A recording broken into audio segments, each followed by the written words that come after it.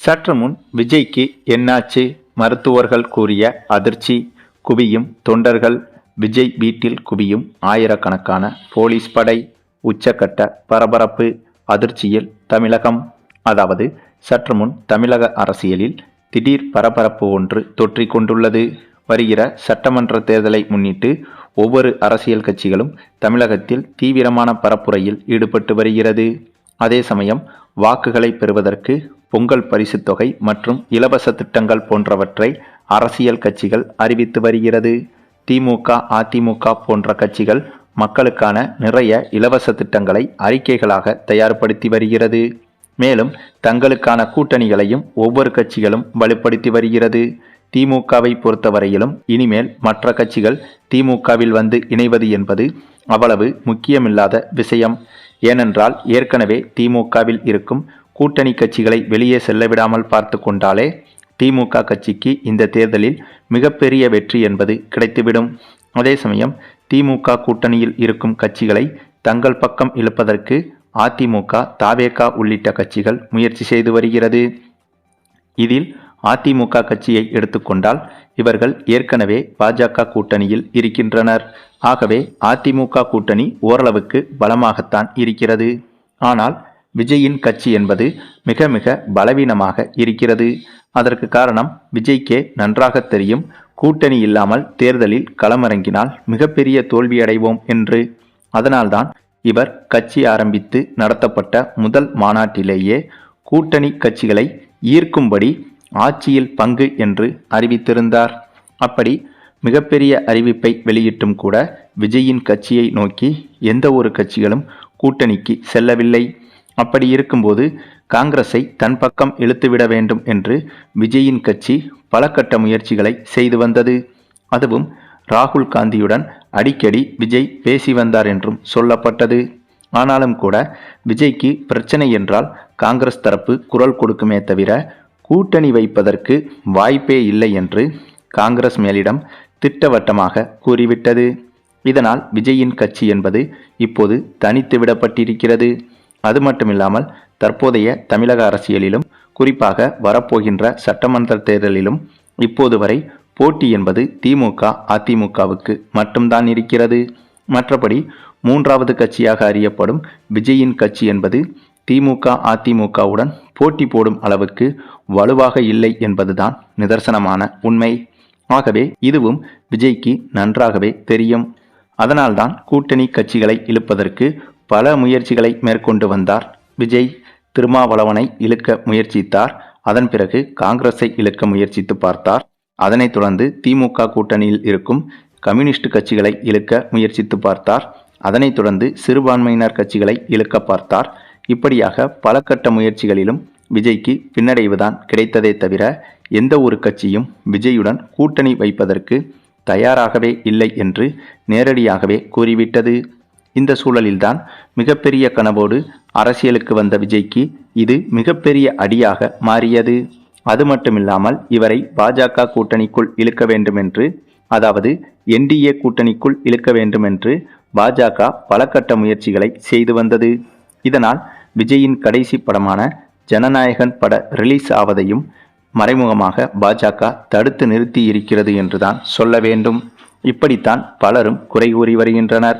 மேலும் ஜனநாயகன் படம் இன்னும் ஒரு சில நாட்களில் ரிலீஸ் ஆகவில்லை என்றால் அதன் பிறகு கண்டிப்பாக தேர்தல் முடியும் வரையிலும் ஜனநாயகன் படம் ரிலீஸ் ஆகாது. ஏனென்றால் தேர்தல் அறிவிப்பு வந்தவுடனே தேர்தலில் சம்பந்தப்பட்ட கட்சிக்காரர்களின் படம் என்பது வெளியாக கூடாது. இதுதான் தேர்தல் விதிமுறையாகும். அப்படி இருக்கும்போது இந்த ஜனநாயகன் படத்தை வெளிக்கொண்டு வருவதற்கு விஜயும் பல கட்ட முயற்சிகளை எடுத்து பார்த்தார். ஆனால் ஒவ்வொரு முறையும் நீதிமன்றம் விஜயின் முயற்சிகளுக்கு முட்டுக்கட்டை தான் போட்டு வருகிறது. இதன் காரணமாக ஜனநாயகன் படத்தையும் ரிலீஸ் செய்ய முடியவில்லை. அதேபோல எதிர்பார்த்த அளவுக்கு கூட்டணிகளும் தேடி வரவில்லை என்ற மன உளைச்சலில்தான் இருந்து வந்தார் விஜய். இதுபோக எஸ்ஐஆர் என்று வாக்குரிமையை பறிக்கும் திட்டம் என்று சொல்லப்பட்டு வரும் இந்த ஒரு திட்டத்திற்கு எதிராகவும் விஜய் தரப்பு தற்போது நீதிமன்றத்தில் வழக்கு தொடர்ந்துள்ளது. இந்த எஸ்ஐஆர் திட்டம் முறைப்படி அமலானால் அது விஜய் போன்ற இளம் தலைமுறையினர் வாக்குகளை வைத்திருப்பவர்களுக்குத்தான் மிகப்பெரிய சிக்கலாக மாறியிருக்கிறது. ஆகவே இவ்வளவு போராட்டங்களுக்கு பிறகு போராடி தேர்தலை நடத்தினாலும் கூட விஜய்க்கு நிறைய ஆதரவாளர்கள் இளம் தலைமுறையினர் தரப்பில் இருந்தாலும் அவர்களால் வாக்களிக்க முடியாத சூழ்நிலை இந்த எஸ்ஐஆரால் உருவாகி வருகிறது. ஆக இந்த ஒரு காரணமும் விஜய்க்கு மிகப்பெரிய மன உளைச்சலை ஏற்படுத்தி உள்ளது.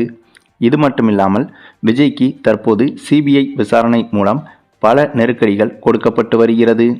கரூர் பிரச்சனையால் விஜய் தற்போது சிபிஐ வசம் சிக்கியிருக்கிறார். ஒழுங்காக கரூர் பிரச்சனையை தமிழக அரசு நிர்ணயித்த காவல்துறை மூலமாக விஜய் அணுகியிருக்கலாம். ஆனால் ஸ்டாலினுக்கு எதிராக இந்த வழக்கை கொண்டு செல்ல வேண்டும் என்று நினைத்து இப்போது தன் தலையில் தானே மண்ணை எள்ளி போட்டு கொண்டது போல பாஜகவின் கைப்பாவை என்று சொல்லப்பட்டு வரும் சிபிஐயிடம் விஜய் வசமாக சிக்கிவிட்டார். ஒரு பக்கம் ஜனநாயகன் பட ரிலீஸ் பிரச்சனையை மத்திய அரசின் மற்றொரு கைப்பாவை என்று கூறப்பட்டு வரும் சென்சார் போர்டு தரப்பு விஜய்க்கு எதிராக செயல்பட்டு வரும் நிலையில் இப்போது சிபிஐ தரப்பும் விஜய்க்கு கடுமையான நெருக்கடியை கொடுத்து வருகிறது. ஆக அனைத்து திசைகளிலிருந்தும் விஜய்க்கு கடுமையான நெருக்கடிகள் கொடுக்கப்பட்டு வருகிறது. இதன் காரணமாகவே கடந்த 40 நாட்களாக விஜயின் அரசியல் என்பது சத்தமே இல்லாமல் அமைதியாகிவிட்டது. வழக்கமாகவே விஜய் கட்சி தொடங்கியதிலிருந்தே திடீரென மட்டும்தான் இவர் அரசியல் செய்வார். மற்றபடி பல நாட்கள் சைலண்ட் மோடில் சென்று விடுவார். இதை விஜயின் கட்சி வழக்கமாகவே வைத்திருக்கிறது. இதனால்தான் விஜய் கட்சி மீது பொதுமக்கள் பலருக்கும் நம்பிக்கை இல்லாமலும் இருக்கிறது. அதுவும் சட்டமன்ற தேர்தலுக்கு இன்னும் ஓரிரு மாதமே இருக்கும் பட்சத்தில் எந்தவித அரசியல் நடவடிக்கைகளையும் விஜய் தரப்பு எடுக்காமல் இருப்பது விஜய் கட்சிக்கு மிகப்பெரிய சிக்கலை ஏற்படுத்தவும் வாய்ப்பிருக்கிறது. ஆக மொத்தம் இவ்வளவு பிரச்சனைகளால் நெருக்கடிக்கு உள்ளான விஜய்க்கு இப்போது உடல்நிலையிலும் ஏதோ பிரச்சனை வந்ததாக சொல்லப்படுகிறது. அதாவது இவ்வளவு பிரச்சனைகளை நினைத்து கவலைப்பட்டு கொண்டிருந்த விஜய் தற்போது மருத்துவரை அணுகியுள்ளதாகவும் தகவல்கள் வெளியாகி வருகிறது. இது சாதாரண ஒரு செக்கப் தானா, அல்லது இவருக்கு உண்மையிலேயே உடல்நலத்தில் அல்லது மனநலத்தில் பிரச்சனைகள் இருக்கிறதா என்ற தகவல்கள் குறித்து எந்த ஒரு விஷயமும் தற்போது வெளியாகவில்லை.